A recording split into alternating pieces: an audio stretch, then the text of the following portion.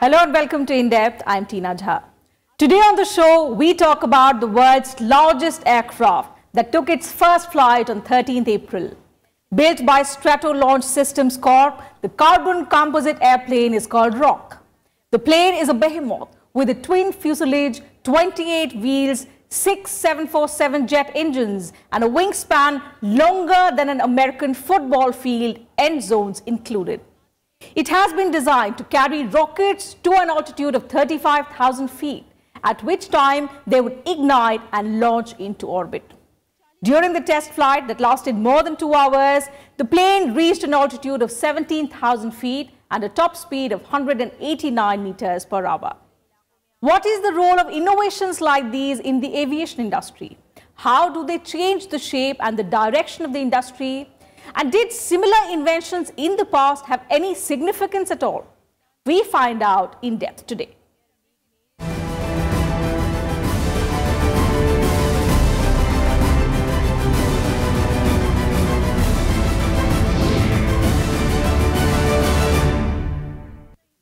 The twin fuselage 6 engine with a wingspan broader than a football pitch made its first test flight on 13th April in California. Built by Strato Launch, the company claimed it is the world's largest plane. The aircraft is designed to act as a flying launch pad for satellites. Here is a detailed report.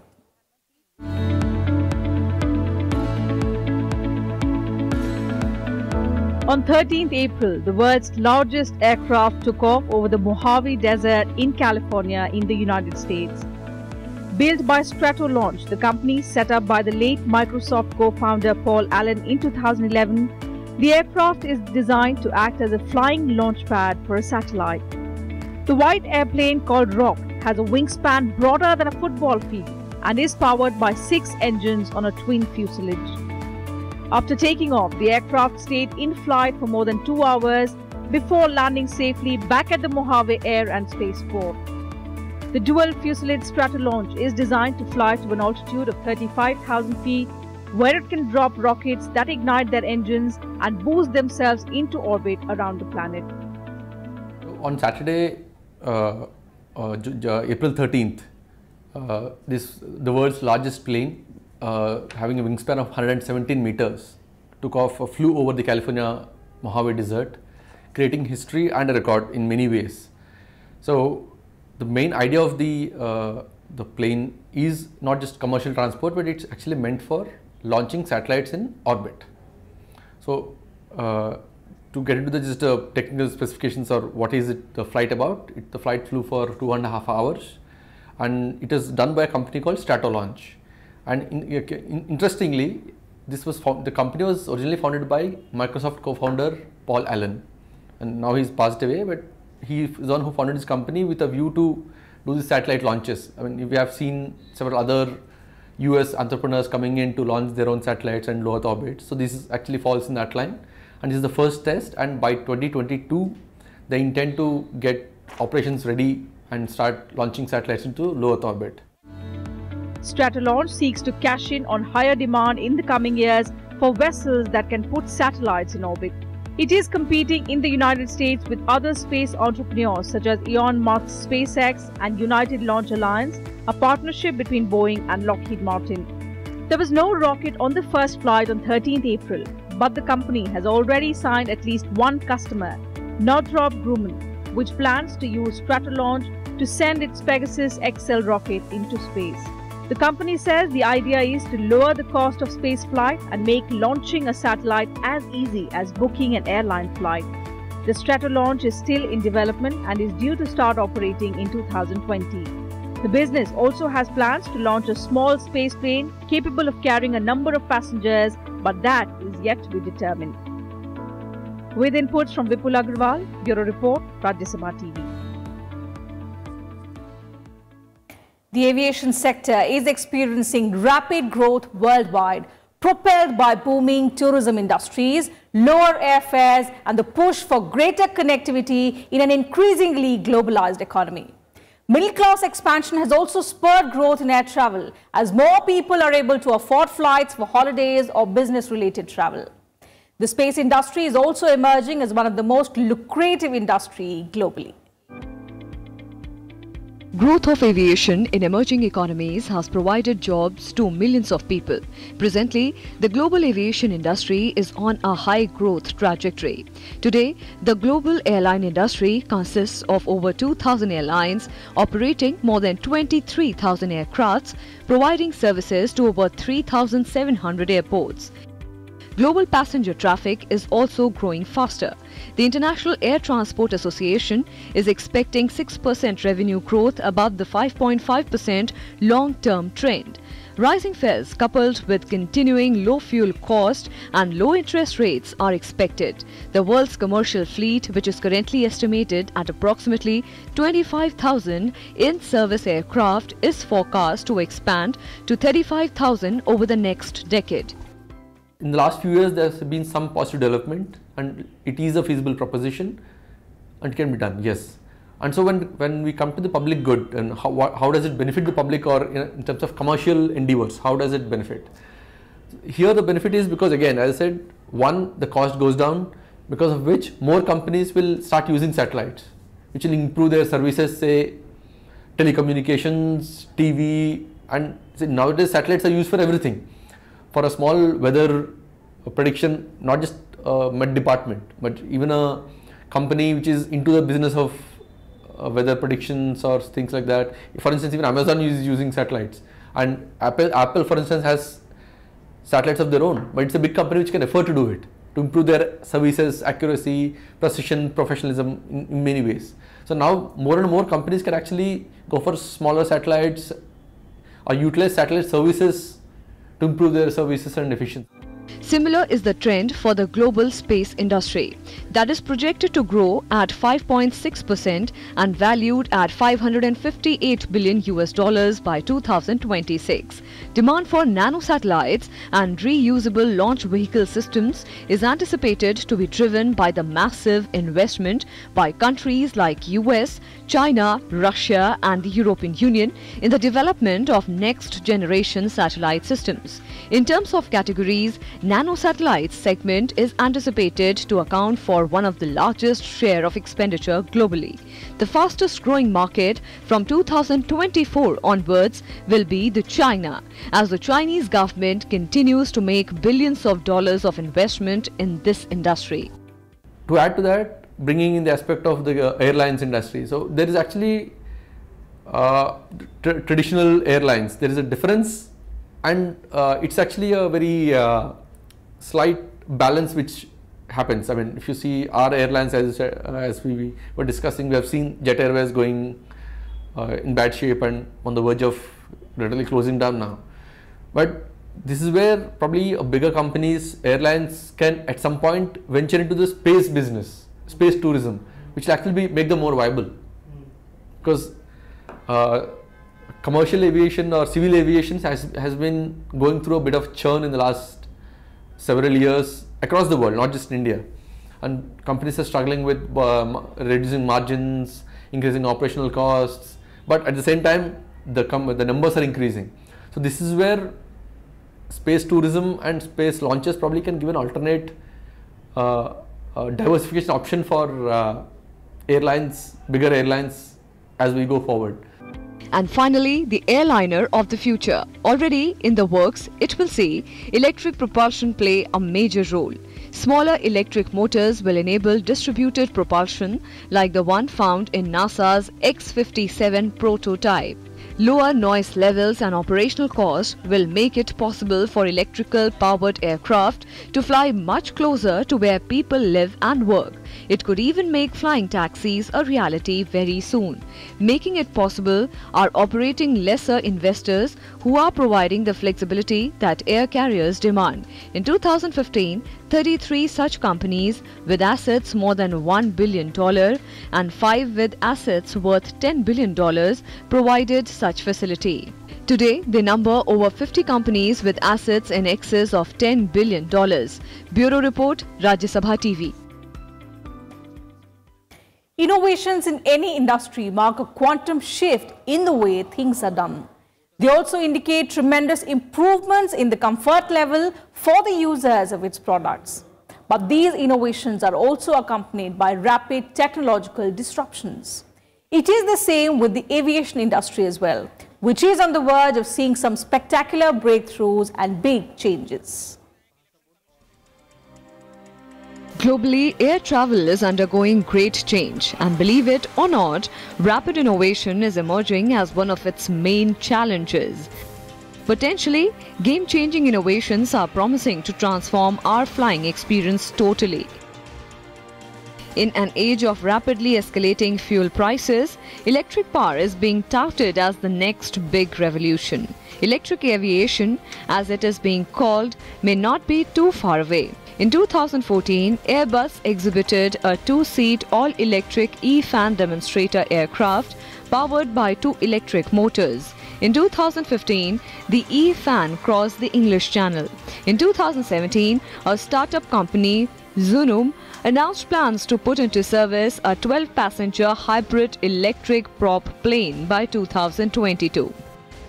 Well, internationally, if you see, most of the new technological developments are picked up by the private promoters, and all these ideas come as the innovative ideas, and once they become commercially successful, they are they're the breakthrough technologies. So I think it's a futuristic vision of the people who look ahead. So and they are not scared of investing resources, and that is where the new technology has evolved world over. So I think it is the individual initiative which takes you to places, and then it finds application for the masses and the common man. Particularly, it may have a lot more application for defense applications also. Biofuels are another alternative to present-day aviation fuel. Biofuels have the advantage of cutting down on greenhouse emissions. Many airlines have already operated commercial flights using biofuels. Examples include United, KLM and Singapore. These biofuels are based on everything from recycled vegetable oil to plant-based ethanol. Virgin Atlantic is even developing biofuel using waste gases captured from steel mills. But the way the hypersonic technology is evolving, the day is not far where for common usage some of the activities of this aircraft can be put to use. The new areas which are being discussed are the areas of space tourism, when people would be able to go to space and come back to their destination. So this all development is a futuristic development. To what extent it converts into commercial application is yet to be seen. It's a very exciting time for the industry. In addition to eco-friendly air travel, the hypersonic jet holds out the promise of high-speed flights. In 2014, Airbus patented as hypersonic jet capable of reaching 4.5 times the speed of sound. The design shows an aircraft powered by the combination of turbojet, ramjet and rocket motor. Boeing officials expect hypersonic commercial flights to be a reality within the next decade or two. With faster flights, there is also the prospect of better entertainment. Much of it is already a reality. Smart devices are streaming entertainment through free, high-speed internet along with free in-flight texting on board. Driverless public transport, pilotless flights is another innovation that is expected to lead to major cost savings. The industry is expected to save as much as $30 billion by adopting autonomous flight technology. Dubai and United Arab Emirates are already testing pilotless flying taxis for short-distance flights. In countries like China, biometrics and facial recognition technology is replacing paper or electronic boarding passes. Facial recognition systems are deployed at 557 security channels at 62 airports in China. All passengers will have to do is stand in front of a camera and take a picture. Delta Airlines is experimenting with facial recognition for its automated baggage system. The company is also working on fingerprint recognition for its automated check-in program. Bureau Report, Rajya Sabha TV. The attempts to create giant flying machines go back several decades, with many countries and even private players developing such aircraft for both strategic and commercial purposes.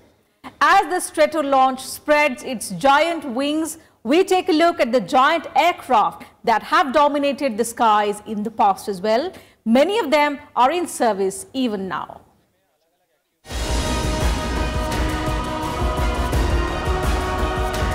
The Hughes H-4 Hercules was designed during the Second World War in response to America's long-range heavy transport needs.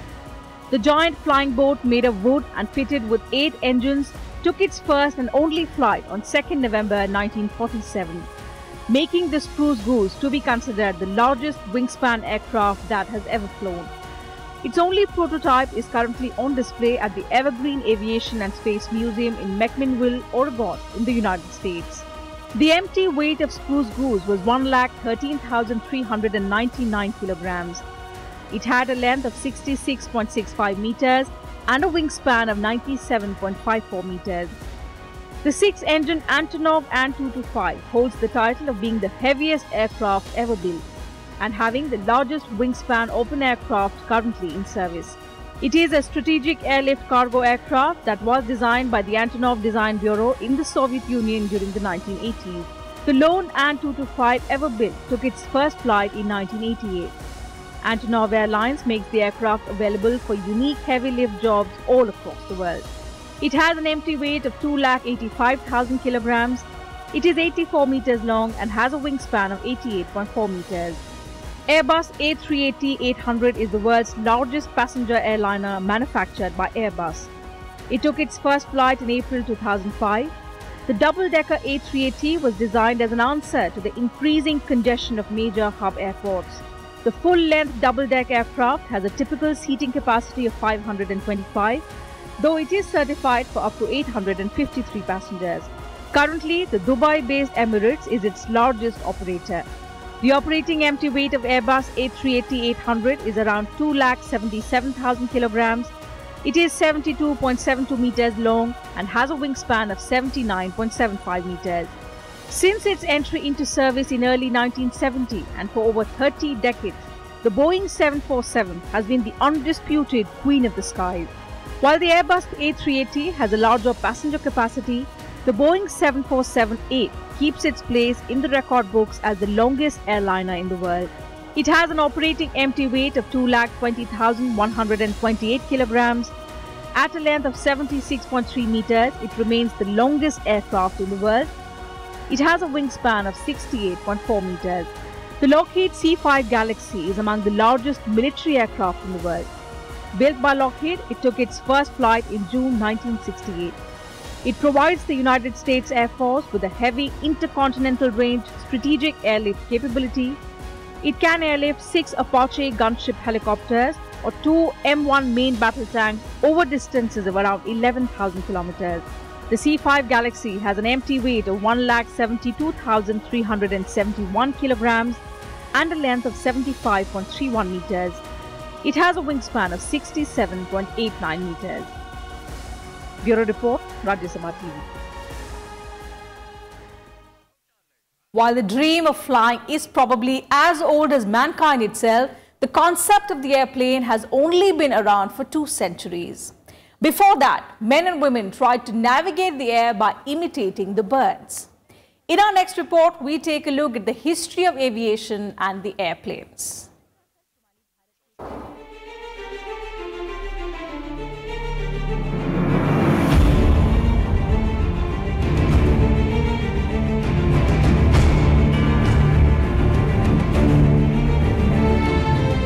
The history of aviation extends for more than 2,000 years, from the earliest forms of aviation such as kites and attempts at tower jumping to supersonic and hypersonic flight by powered heavier-than-air jets. Beginning in 1783, a few aeronauts made daring, uncontrolled flights in lighter-than-air balloons filled with either hot air or hydrogen gas, but the idea did not succeed. In 1799, Sir George Cayley, a baronet in Yorkshire, defined the forces of lift and drag and presented the first scientific design for a fixed-wing aircraft. Building on his pioneering work in aeronautics, scientists and engineers began designing and testing airplanes.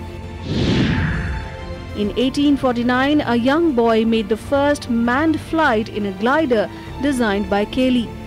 In 1894, Sir Hiram Maxim, an American-born British inventor, made a successful takeoff in a biplane called the Test Rig. Test Rig weighed about 7,000 pounds and had 2 steam engines. Since the device was intended to be a test vehicle, it was held to a track, preventing it from rising more than a couple of feet. Inspired by Sir Hiram Maxim's success, Wilbur and Orville Wright experimented with aerodynamic surfaces to control an airplane in flight.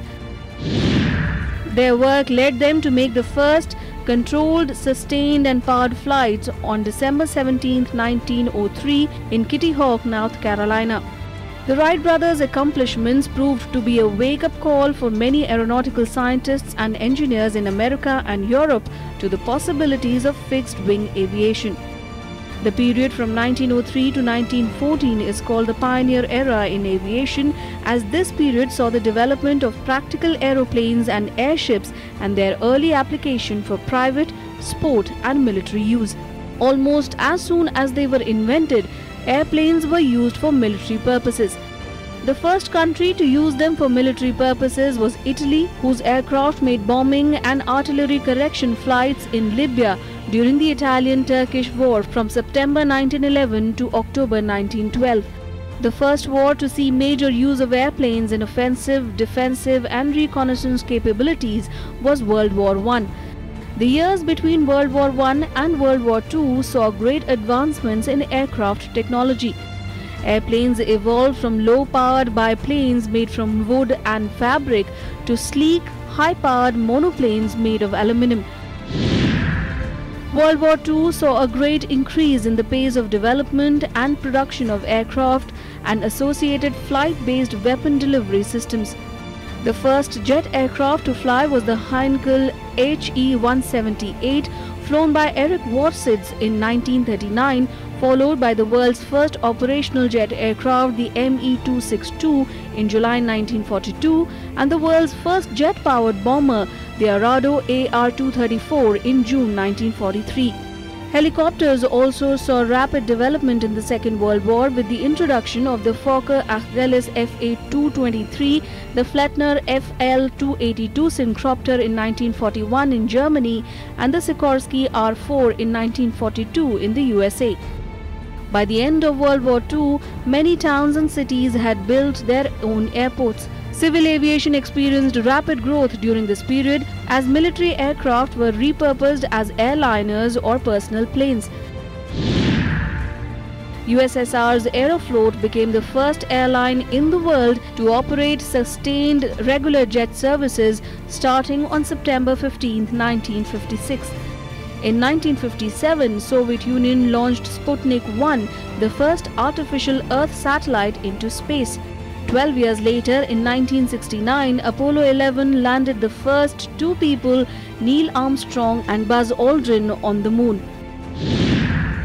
The same year, Boeing unveiled the Boeing 747, which was the largest commercial passenger aircraft ever to fly and still carries millions of passengers each year. With the emphasis during the modern era on adopting digital techniques, the aviation industry has really taken off.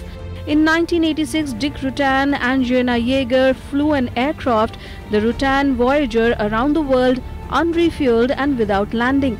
In 1999, Bertrand Piccard became the first person to circle the Earth in a balloon. Countless aviation developments are currently ongoing with the goal of providing safer, faster and more comfortable air travel. At present, the aviation market can be classified under 2 categories: civil aviation and military aviation.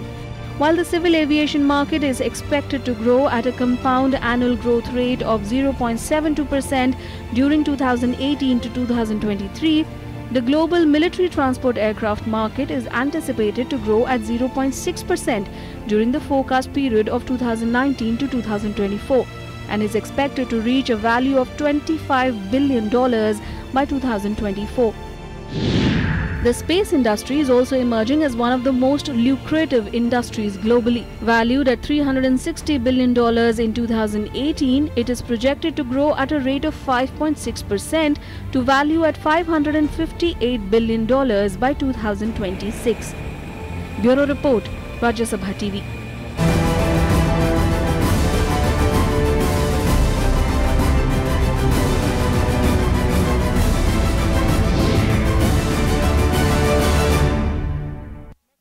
So that's it from us in today's edition of In Depth. You can also watch it online on YouTube and Twitter. And don't forget to send your feedback and suggestions about our program. Thank you very much for your time.